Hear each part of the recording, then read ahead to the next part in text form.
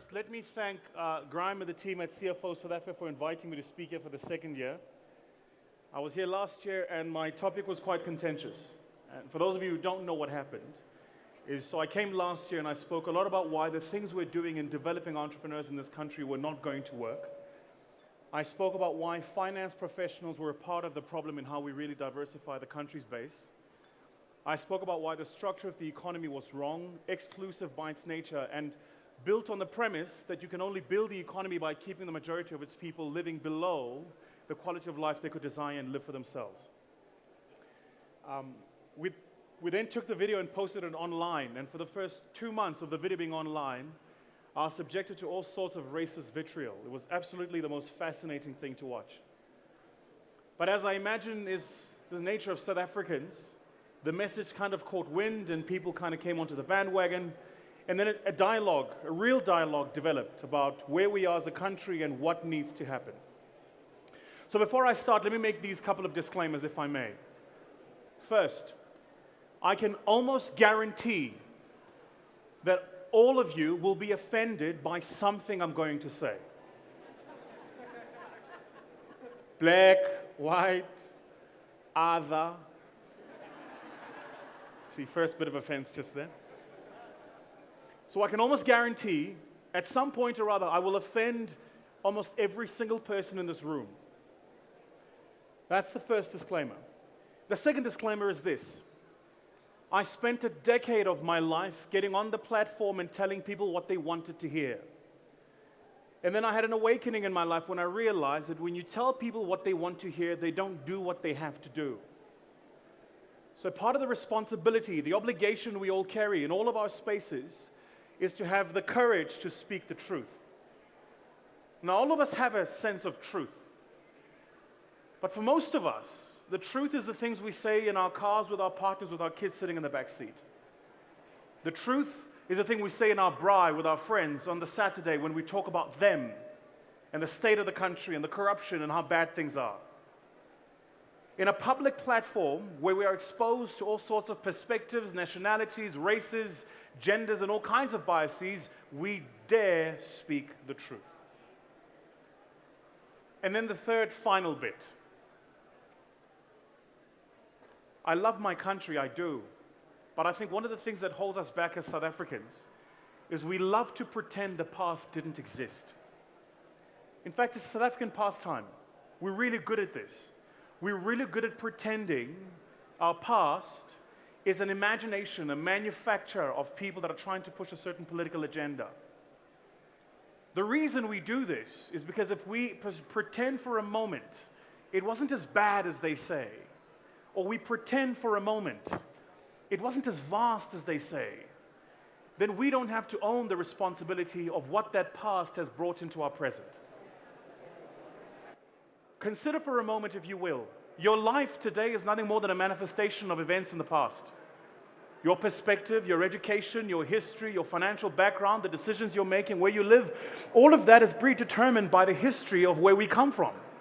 Those of you here who are in South Africa because you come from Zimbabwe are probably here because of the most recent history of your own country. As a Zulu man, I know that I owe my lineage not only to the Zulu people but also the Swazi people. That's my birthright. It is a split of my lineage. And even at a personal level, I own that I am in Gauteng because it is a migrant province. The history of how my grandfather, my great-grandfather first moved here.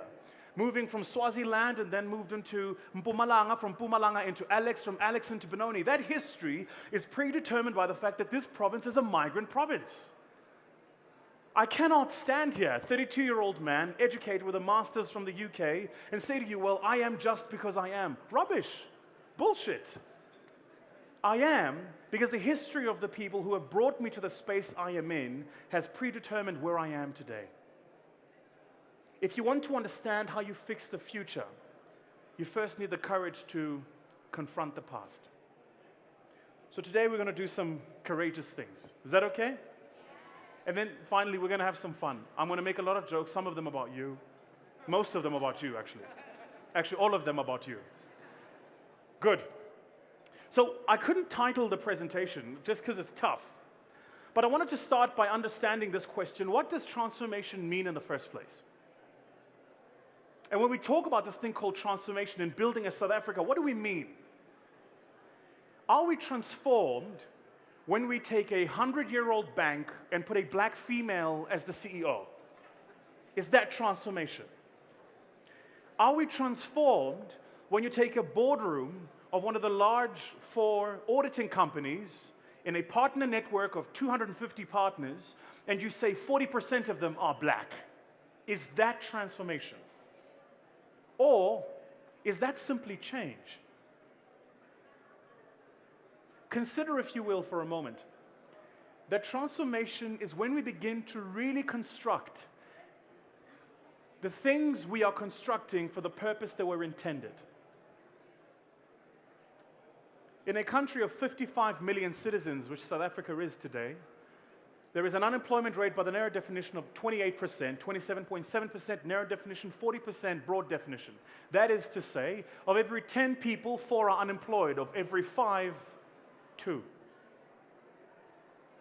For young black people growing up in the northern provinces, so from kind of where we are all the way to Limpopo, just close onto the border of where Zimbabwe is, for young black people growing up in the northern provinces, their probability of finding employment is 16.8% if all they have is a matric.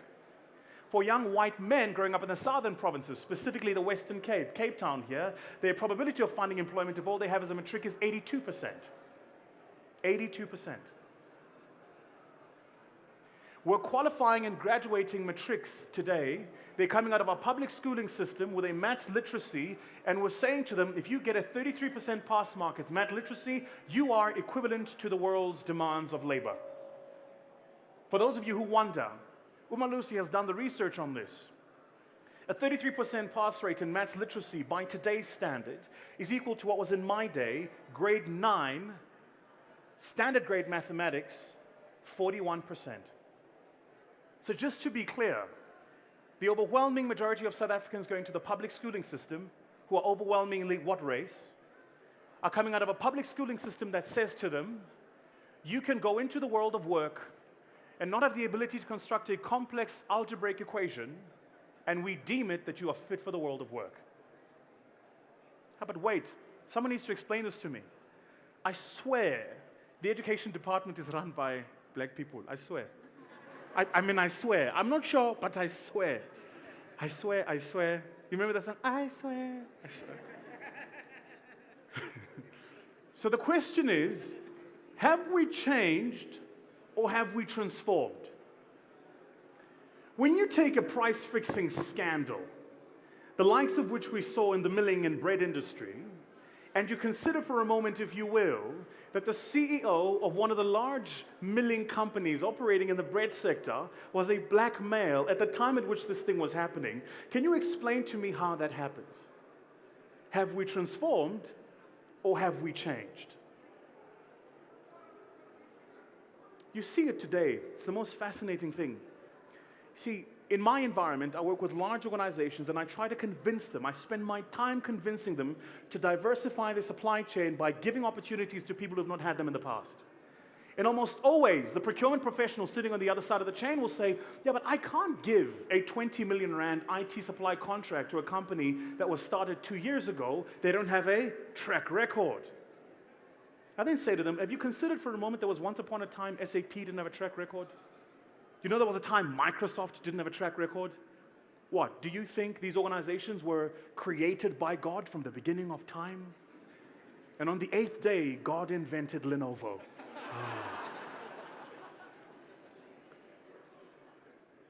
So there is a set of standards that we use for some people. We don't use that set of standards for other people. Have we changed or have we really transformed? I used to sit on a board of 2 listed companies. It was fascinating. One of them was an affordable housing business. In the affordable housing environment specifically, you raise low-cost capital, you build affordable houses, and you sell it to people who are caught in what we call the middle. They're not middle class, so they can't afford typically bank-funded loans at expensive rates in the suburbs. But they make more than enough money to be living in the townships, and they don't want to live in that space. They're kind of caught in this hybrid space, this space between. And even in that environment, you'd be fascinated, absolutely fascinated, how finance professionals working in that space We're using risk and pricing models that were developed for complex environments at high costs of capital for an affordable housing space.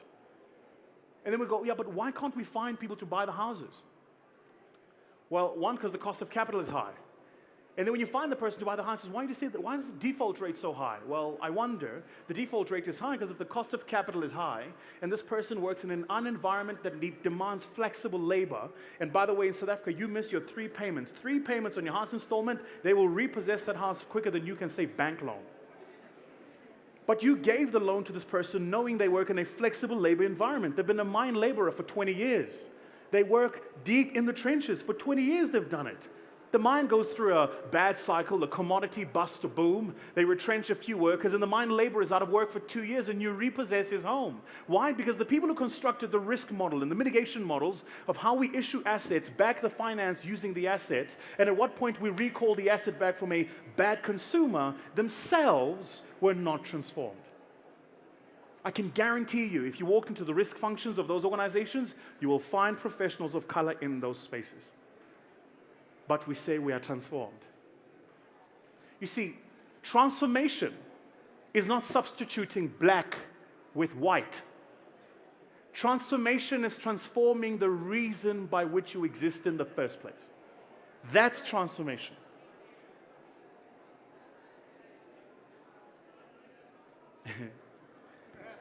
The comrades are quiet. Let's go to the macros.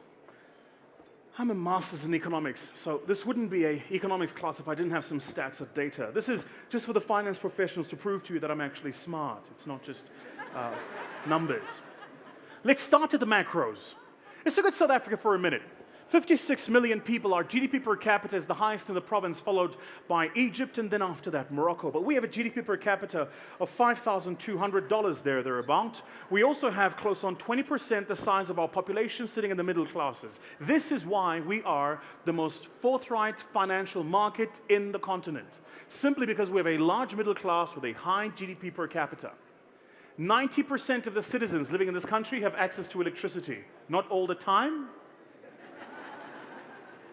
and it's not cheap, but you have it. And just last year, 118 FDI projects flew into South Africa. What that means is the global economic environment likes our story. It does. Let's look at another country. Let's go to Nigeria. Now, as a person who does business in Nigeria, we're busy setting up our fund in Nigeria now. We've just gotten conditional approval. Let me tell you, if you are not in Nigeria, you are not in Africa. It really is a true story. You land in Nigeria, in Murtala Airport. It's my favorite place to go. You land in Murtala Airport, and as you land in Murtala Airport, typically, you move from mainland Lagos over the bridge, which is an 8-lane freeway bridge, from mainland Lagos into Victoria Island, where all the business gets done. VI, it's called. As you come out of the airport, there is a massive sign at the top of the airport that says no loitering, no standing, no waiting. Underneath it are about 1,000 Nigerians loitering, standing, and waiting. Why? Because as I've come to learn in Nigeria, the law is a recommendation. It's not really like stop, don't stop, pay, don't pay. Yeah, think about it. But what are the macros? Nigeria is a province of 186 million people. It's a country of 186 million people. It's multiples the size of South Africa. But then you consider its GDP per capita. Only $2,200. Half that of South Africa. So even at a macroeconomic level, if all you did was adjusted normative, the GDP per capita of Nigeria to SA, just at an acceleration to catch-up rate, what would effectively happen is the Nigerian economy would, by easy measure, overtake South Africa as the largest economy in the continent. By easy measure. Then you consider, we have a 20% middle class, Nigeria only 10%. If you're not in Nigeria, you're not in Africa. You know, only 60% of Nigerians have access to power, but for those of you who've not been, Nigerians also have 2 power cuts every single day. It's a part of the system of Nigeria. 2 power cuts in Lagos every single day. One at 11 o'clock in the morning and another between 3 and 4 o'clock every day. For most people, you look at this environment and it doesn't seem like a kind of environment where you want to do business. I met a Nigerian entrepreneur who makes computer hardware and machines. And what he's really gotten really good at is making computer hardware and machines that will not cut or charge surge power and burn the machine's CPU just because of the power cut. So whereas most of the other manufacturers were not willing to look at it as an innovation of sorts, he understood his environment and he's built a business. Transformation. Regardless of what skin color he is, he's understood the environment and has fitted his solution for the environment he's in. Let's go somewhere else. Ghana. Love Ghana. Anyone here ever been to Ghana? No one? One? Two? The most beautiful country in the continent, bar none. And I say that because they have the most beautiful women in the continent, bar none. And I say that because I have no. Well, so Ghana's got a population of 28 million people. GDP per capita, 1,500. Size of middle class, 20%. What's Ghana's real challenge? The cedi is too strong as a currency. It's 4 times the strength of the rand. In fact, you ever want to understand the Ghanaian currency? It's always the middle point between the rand and the dollar. The cedi is just too strong. Ghana also last year ran a double deficit, both a budget deficit and a trading deficit. So it's a real problem for Ghana. But when you consider the economic potential of Ghana in unlocking Western Africa, it's a phenomenal place to begin and to do business. And lastly, the heart of Africa. If you ever want to understand the soul of our continent, you must go to Kenya. Anyone here ever been to Kenya, by the way? Any Kenyans in the room? No one? Love Kenya. Absolutely love it. 48 million citizens in Kenya, 1,400 GDP per capita, 17% size of the middle class, 60% access to electricity. So, if you looked at each of these 4 countries, as we call them in our firm, the 4 horsemen, and you compared them to their European counterparts. So if you looked at South Africa, size of our financial market, size of our complexity of our South African market, you'd probably compare us to a Finland or a Sweden. If you looked at a Kenya, for instance, and the size of that market, size of the middle class, you'd probably be comparing it to a Hungary. If you compared those countries to the European counterparts, you know from a resource perspective and an access to world markets perspective, we are not challenged. Yet, our economies continue to consistently lag behind their economic potential. The real question is why? And the answer is, because rather than focus on the substance of what transformation means, we focus on the form of what it looks like. Who's in the room? Do they speak the right English? Do they round their R's? Or do they say comrade? Because if it looks like a duck, sounds like a duck, then surely it can't be a pigeon.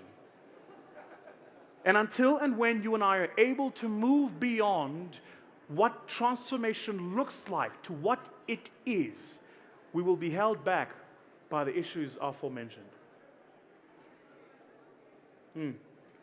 So how do we get here? So God's been good to me. He's really been good to me. I live in a fantastic estate. It's probably the most expensive estate in Gauteng. I'm living. No, me, I'm fine. Me, I'm there. You know, that's what I love about black people. We say where? No, there. I live in a beautiful, beautiful estate, without quoting names. But as you come out of my estate, you turn right. 300 meters from where I live is Diepsloot. Just 300 meters. Now the problem here, the problem for me, as I see it and I understand it, is simply this. What is the difference between my children, who grow up in this center of middle-class opulence, with access to all sorts of things, 50 megabit per second Wi-Fi, for instance, we have running through our estate, and a kilometer just down the road, counterparts of theirs, same race, same age, without bread on the table. What is the difference? If you watch the South African news, often now and more often than not, you'll see service delivery protests. Have you ever noticed when you watch the South African news and you're seeing a service delivery protest, you would never see a service delivery protest that's half attended? You get that, right? Like if service delivery protests were concerts, it would be full all the time. we'd be filling up the dome every day with just a number of people attending service delivery protests. But hold on, let me tell you who goes to service delivery protests. Hands up if you're in the room and you've been to a service delivery protest protesting. See, this is it.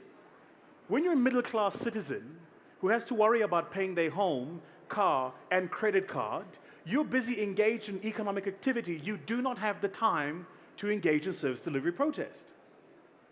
So when you're watching a service delivery protest, rather than see a group of people who are a nuisance, understand that what you are seeing is a class of people for whom the economic promise of South Africa does not exist. It hasn't been realized. It's an academic concept. When a minister stands up and says, "Let the rand fall and we'll pick it up," you should worry less about the minister making that statement and worry more about the people who cheer. Because you see, if I have no rands, if I've never had the rand, its decline or appreciation is an academic construct to me. So let the rand fall, we'll pick it up. Do you see? The broad question about how do we bring the majority of our population into a South Africa that delivers for them is not so that you and I are seen to be doing the right thing. It is so that you and I can sustain our quality of life.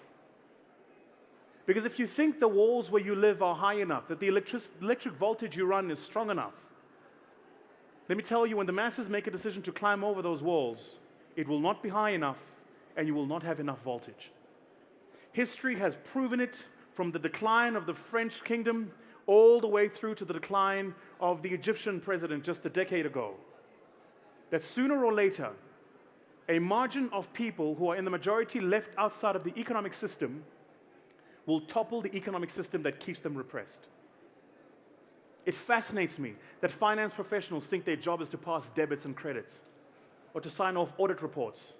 That's not your job. Your job is how do you get 40% of a population of people in a country with 60 million people into the mainstream economy? How the hell do you do that? That's your job. Your job is how do you get your organization Your job is how do you get your organization, your CEO, to understand that we have 1.7 trillion rand sitting in cash in the balance sheets of organizations listed on the Johannesburg Stock Exchange. Excuse me, but how dare you?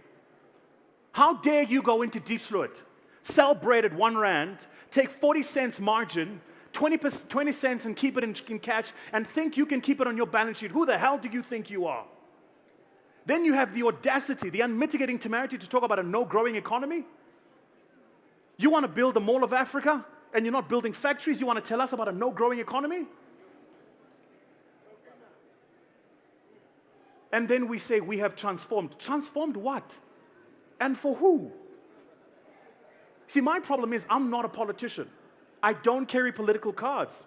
My view is politicians have the will of a centipede. They will change their minds as soon as the odds and the game changes in their favor. The worst thing you can give a politician is your loyalty. Politicians, like entrepreneurs every single day, should earn your vote. They should spend their time keeping market share by delivering on their promises. Yet so many of us are caught in the political discourse of what it looks like. How many black executives in the room? How many female? How many transgender? We have not thought about substance over form. Transformation is not changing blackness with whiteness or whiteness with blackness. It's getting the organization that was going into markets, selling expensive loans to poor people and keeping them poor to stop doing it. That's transformation.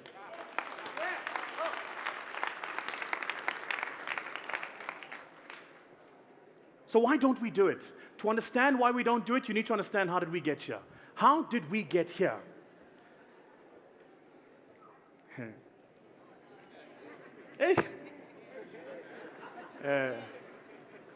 Hands up, comrades, if you have land. Hands up if you want the land.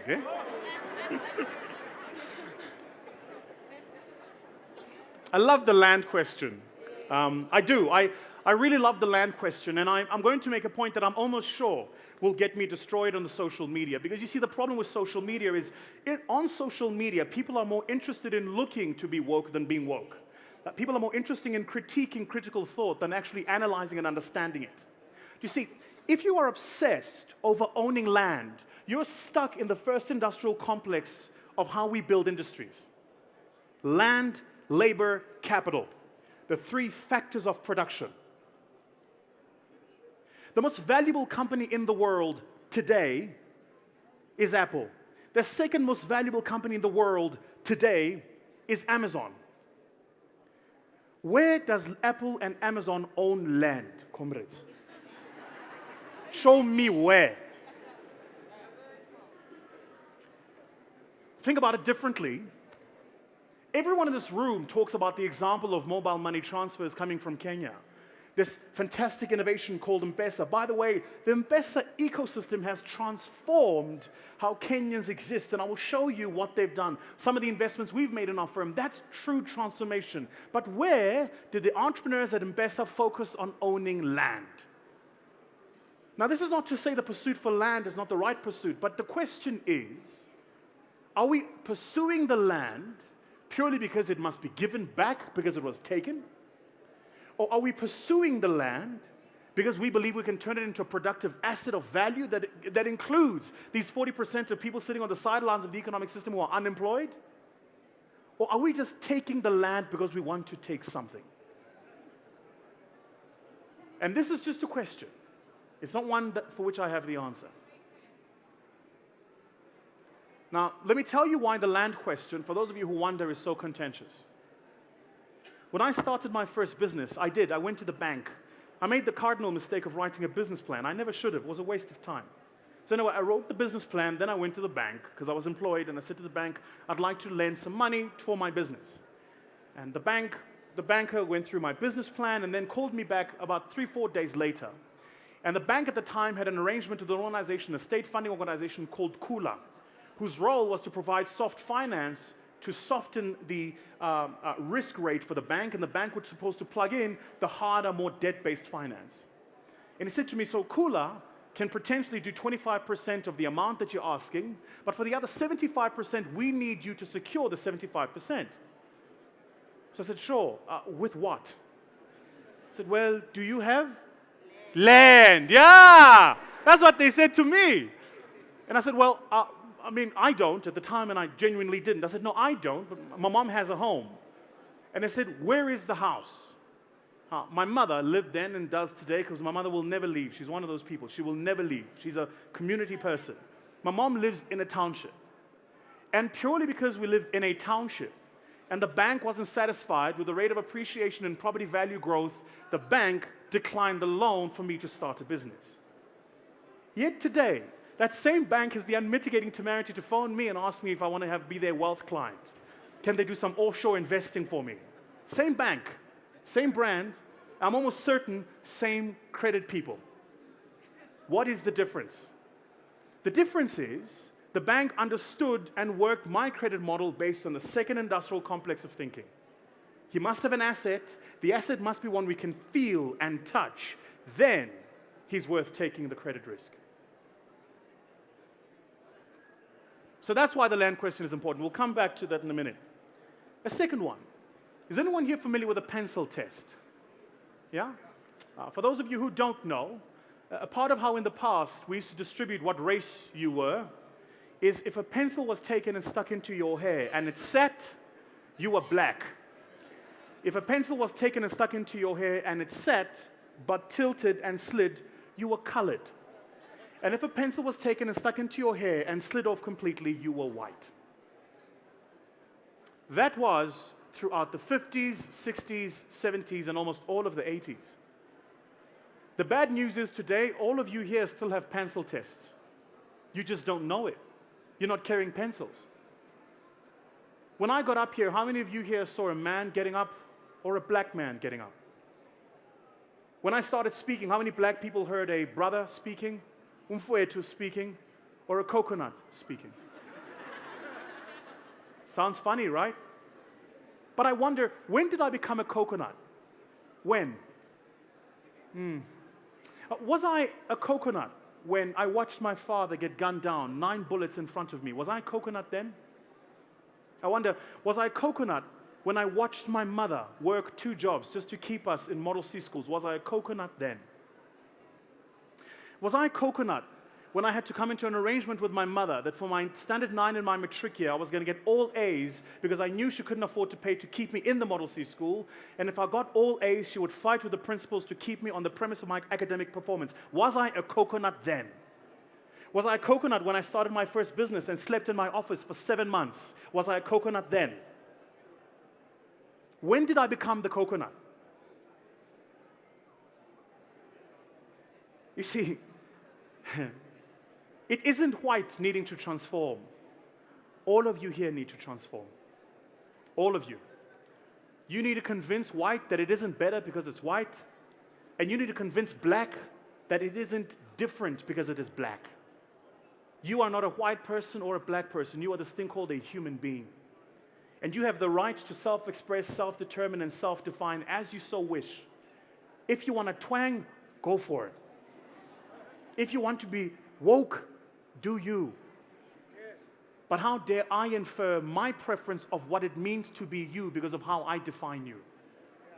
Where I come from doesn't define who I am. It's just where I come from. These pencil tests we use every single day. We use them every single day. We use them every single day when those small businesses come to pitch for opportunities and we don't give it to them. When we run programs about who gets employed in our firms and it's only people that look like us that get given the economic opportunities.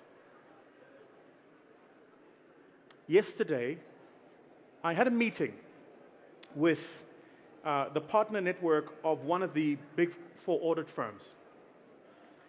And one of the partners says to me, you know, we'd really love to get more black skills into the firm. But the challenge we have is skills, man. Hey, we have a problem with skills. Now, mind you, the person that said this to me was black. So I said to him, do you know, if this was 1996, and you told me you couldn't find black talent because you couldn't find the skill, that would be a well-made argument.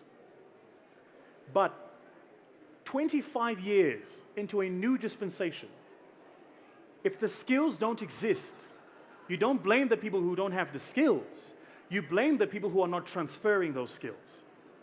That's the real problem. When I was in investment banking, let me tell you what used to happen. A transaction would walk in through the door. And if it was a great transaction, new kind of work that every finance professional used to work for, I can almost guarantee you that almost all of my white colleagues got to work on that transaction. The black colleagues had to fight for space to be in the transaction. Because you got given the scrap work. You got given the work everybody did every day. Now, 5 years into a trajectory, if my white colleagues get exposed to the right quality of work for 5 years, what do you think happens in 5 years? They get the skills. So when you turn around and say, we can't find them, they don't have the skills, yeah, right, they don't have the skills. Because you've not created a platform for them to acquire those skills. Do you know why Franschhoek is called Franschhoek? So, when the Dutch ran the Western Cape as we had it today, the Dutch knew that the climate of the Western Cape was particularly keen to farming wine.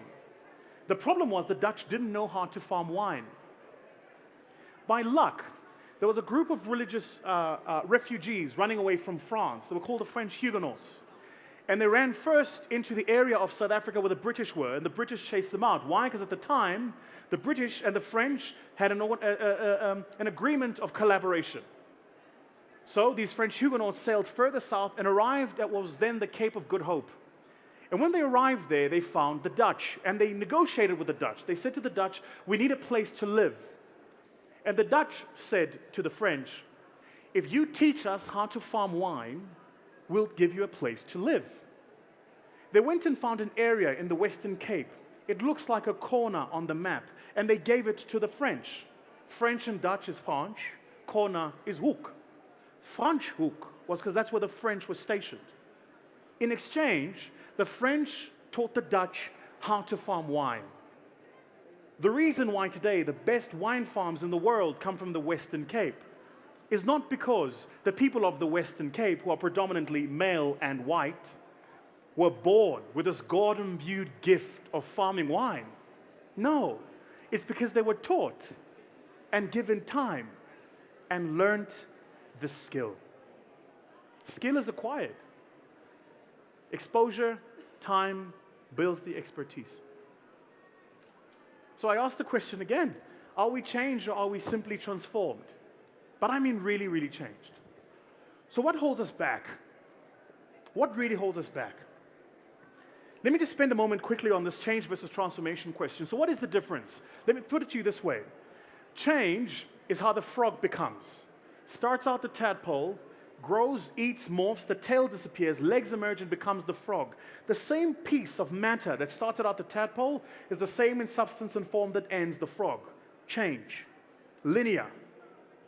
Transformation is how the caterpillar becomes the butterfly.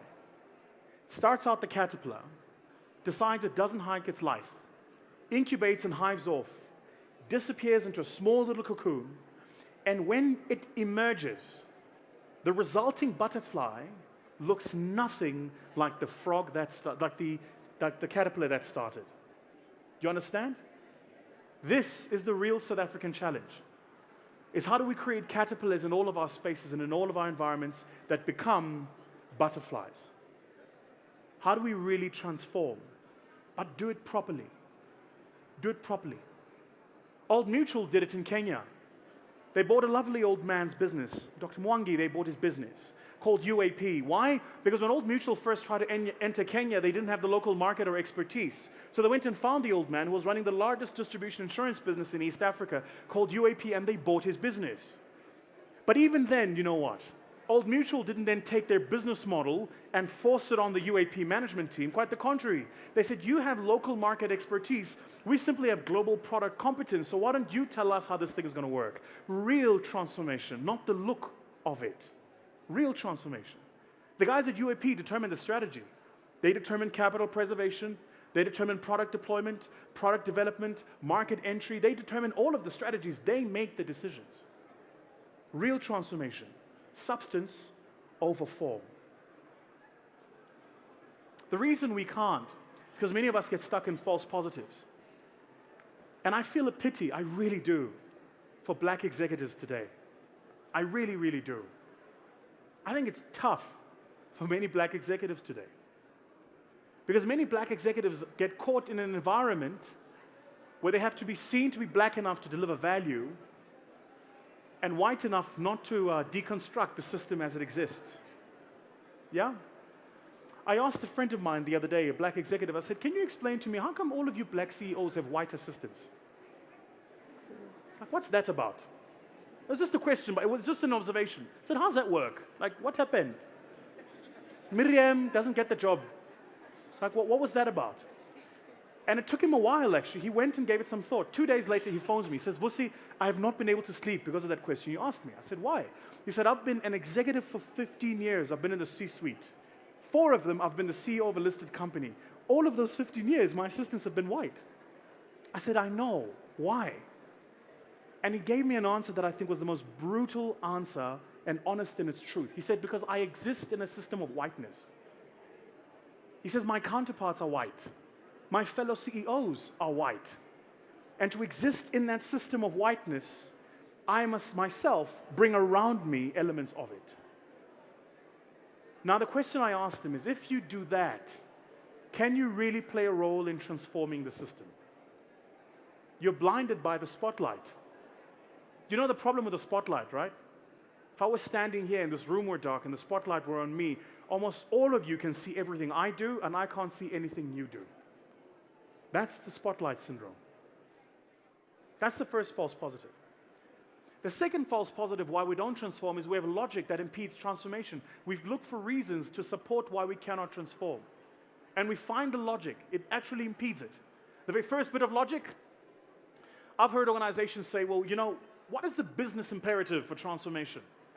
Show me how transforming our business helps us build a better business. How do we make more profits?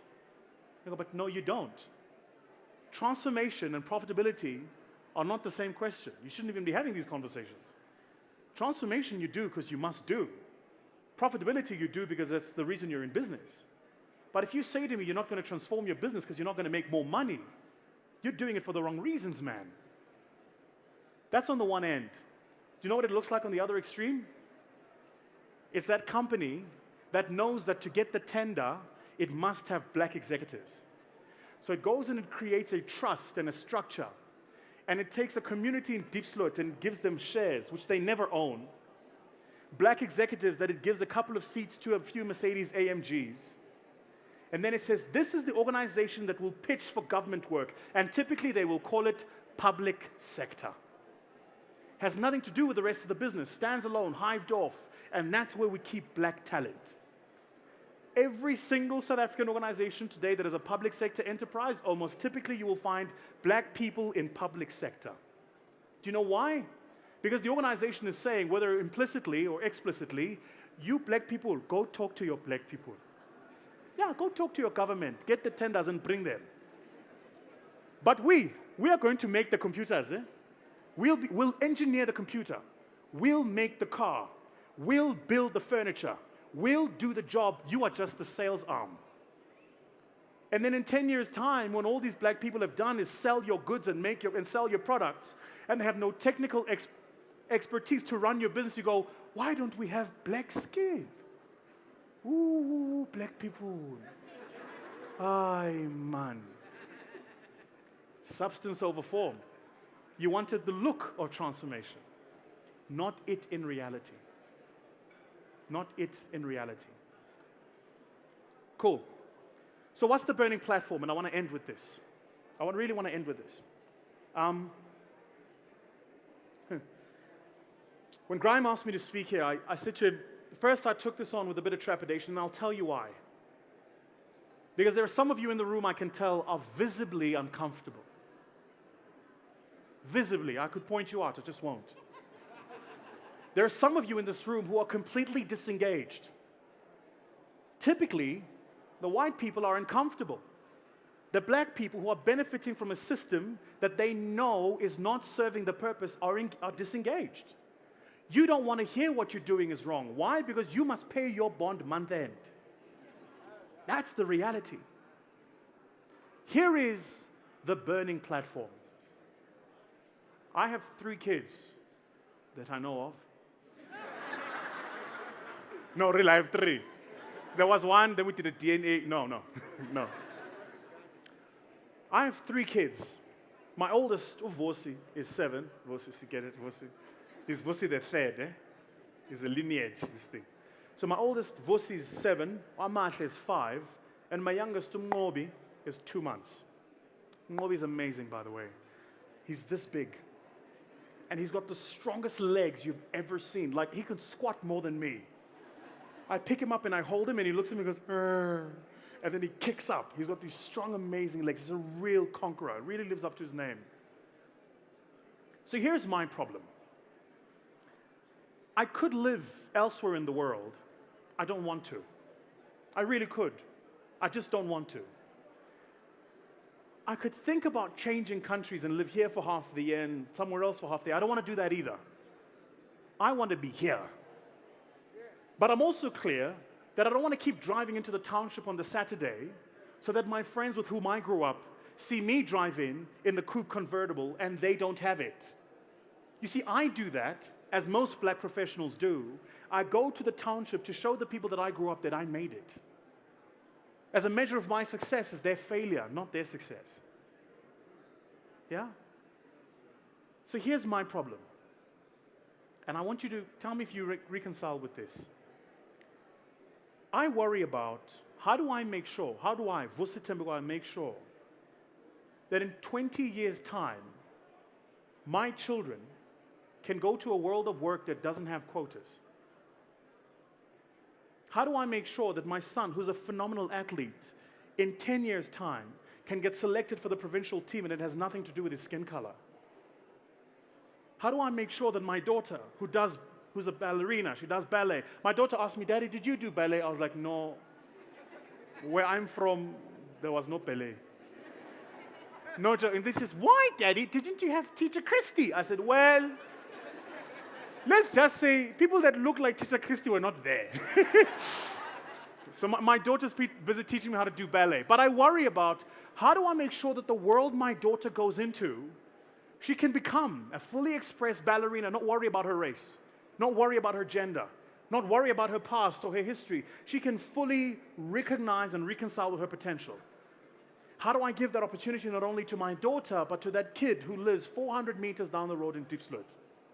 So that when they meet with my children in the world of work, they meet and are both equal to work and compete. That's the burning platform. Transforming South Africa is not about color. It's not about what the person looks like. It's about making sure that all of us in the spaces we exist do the things that need to be done today so we can have the country we want to have tomorrow. Graham asked me to share this with you, so I will.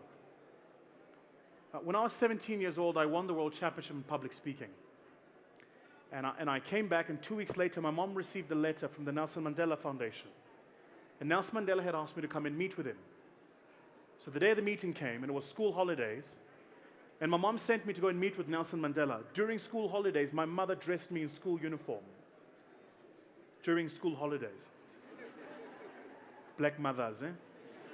No standard, no class. So my mom sends me to go and meet with Nelson Mandela. Now, I come from a township called Wattville. You walk about 300, 400 meters from where I live to the nearest taxi. So I walked 400 meters to catch a taxi from Wattville to Benoni Station. I caught a separate taxi from Benoni Station to Benoni Town, where the Lakeside Mall is. Another taxi from Lakeside Mall all the way through to Joburg Station. Then a separate taxi from Joburg Station to Houghton. When I got dropped off in Houghton, I walked 7 kilometers to get to Nelson Mandela's office. So the point I'm making is I was much lighter than this. I just walked so much in the sun. This happened. I was like Trevor Noah's complexion. So I get to Nelson Mandela's office, and I walk in, and there is a lady at reception. I was actually thinking about it the other day. The lady's name was Dutu. And there's this lady at reception. So I went in and said, "Hi, I'm here to meet with Nelson Mandela." And she went and looked at a book, and she said, "Are you Vusi?" I said, "Yes." She said, "Thank you, you can wait here." And she picked up the phone, and she phoned Nelson Mandela's PA. She phoned Zelda. And she phoned Zelda, and Zelda came, and Zelda said, "Hi. Are you Mr. Vusi? Tatam? Tatam?" Which, just by the way, on the point of transformation, my fellow white South Africans, if you live here and have lived here for all your life, I don't know how to say this to you, but you have, but I mean zero excuse not to know how to say black names. You have no excuse. Do you know, the first sign of acknowledging somebody's humanity is just their name. That's why when you make somebody a prisoner, you remove their name and you give them a number. You strip them of their humanity. It's not Vusi, it's Vusi. It's not Kakambile, it's Kakambile. But the blacks are like, "Yeah, not that one, that's tough. That's Chief, not that one." So anyway, so she comes to meet me. She says, "Mr. Indaba will meet you just now." Okay. She walks me to Mandela's study. Now, Utata, by the way, if you don't know, had the most beautiful study. He really did. So as you walked in through the study, he had this double door. You opened the double door. And you walked in, it was this long, deep study. And on either side, from the floor to the ceiling, were wooden cupboards with books all along the cupboards, like a lawyer's chamber. Right on the floor was a Persian carpet, right as you entered all the way to the back. And right at the back of the study was this beautiful sort of French pan window. You overlooked the window, there was a fountain that ran down, koi pond, stunning. And in the middle of the room, he had this quaint little Chinese table with 3 chairs on it. So he says, "Please take a seat. Mr. Indaba will be with you just now." Okay. I said, "Okay." She then says to me, "Mr. Vusi, can I get you something to drink?" Now, my mom said, if they ask you for something to drink, mtanam, tell them you want tea, not coffee. I said, "Why?" She says, "No, because tea is high tea, you see. Coffee's common." I said, "Tea. Is. That's why I don't drink coffee today." So I said to her, "Can I have some tea?" Then she looked at me, asked me that question that makes every single black person uncomfortable. She said, "Would you like jasmine or Earl Grey?" I was like, "You don't have trinco?" "Maybe choco, nyana."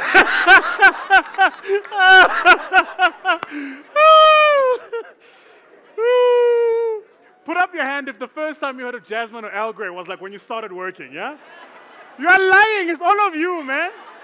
Some of you still don't know Jasmine. And he just wrote it down like, what is that, Chief? Let's research. Oh, man. Woo. So I love this country. I tell you, the first time I was in a boardroom, it blew me away. The very first board meeting I had, I'll never forget. They made tea, and they were circulating around the little sugar thing. You know the sugar thing? And it had those small little teaspoons. Now, where I'm from, sugar is a rare thing. So when you can have it, you have it. And they gave me this like tiny little teaspoon, and I kept thinking, do I pour as much as I want? Or do I pour one like all my white counterparts? Anyway, so she went and got me tea. Now, she brought me the tea with eat some more biscuits. I mentioned the eat some more biscuits because I thought that was a bit of racial profiling. I mean, I didn't ask for them. You know, us and eat some more, eh? Has anyone here ever been to Woolies and they serve those shortbread biscuits? You bought the... Hey, that thing is just eat some more, man. It's like half the size and 10 times the price. Just eat some more. So anyway, I'm waiting for Tata to come for the meeting. And I keep picking up the cup to drink it. Now, because I'm nervous, every time I pick up the cup, my hand shakes and I spill a little in the saucer. When I put the cup down, it sits residue on the water. I pick it up, the water spills, right? I did this 2 or 3 times, and eventually the water started spilling on my white shirt. So I stopped trying to pick the cup up. I started leaning into the cup to drink it.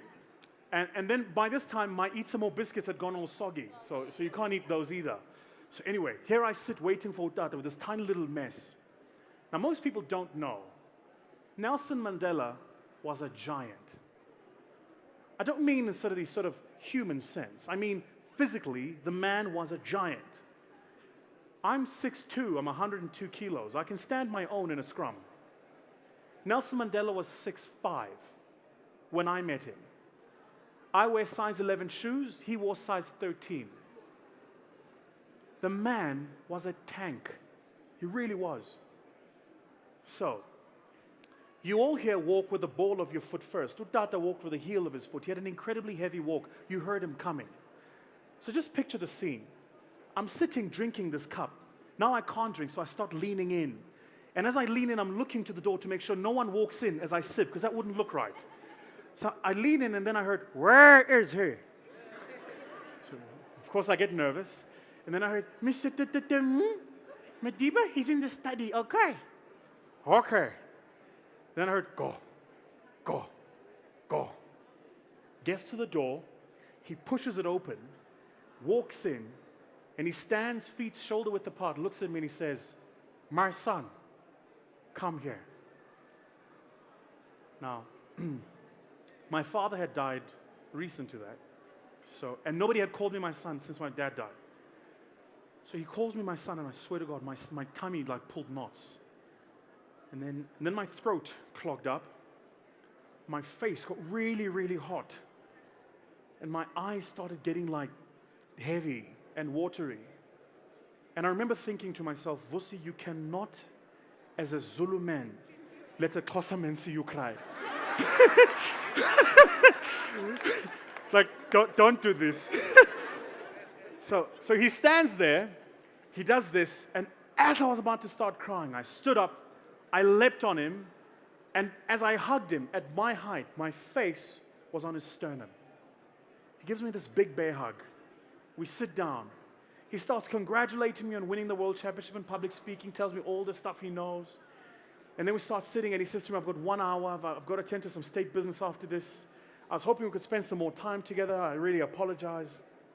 Then he says, "So let's get going." Now, when my mother sent me to the meeting, she gave me a specific set of instructions. She said to me, "Look smart, sound intelligent, don't embarrass me." I suppose the 3 hallmarks of how we all raise children. And I thought the only way I could do this was if I say nothing the whole meeting. I just keep asking probing questions.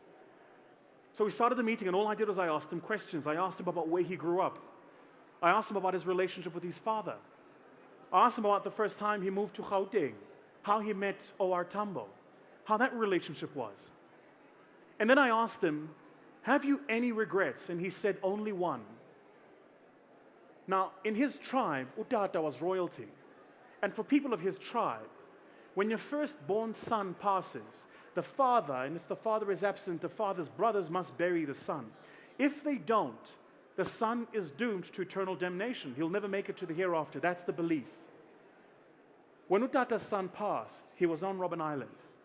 He went and asked the government to release him for one day to bury his son, and they said to him, if you renounce everything you've said against apartheid, we'll let you go. He didn't renounce it, and he never got to bury his son. Think about that sacrifice. So we come to the end of the meeting, and he looks at me and he says, you know, they said you are a speaker. I said, yeah, but that. He says, but man, you have not spoken. Just ask a question, eh? Then he, before he said anything, there was a knock on the door, and it was Zelda. And she sort of peeped in and said, Mr. Indaba, you need to go now. She says, I must leave, but before I go, have you any final questions? So I asked him the question I want to leave with you today. I asked him this. I said, what is your hope and your expectation for South Africa and South Africans? He said, South Africans need a little bit of faith. I asked him what is faith. He says, faith is the ability to see the invisible, to believe in the impossible, and to trust in the unknown. I've just had the privilege of standing at a place that was built by my ancestors, but not for my ancestors. In a country that kept my people repressed for 4 centuries. Because somebody had the faith to believe it was possible.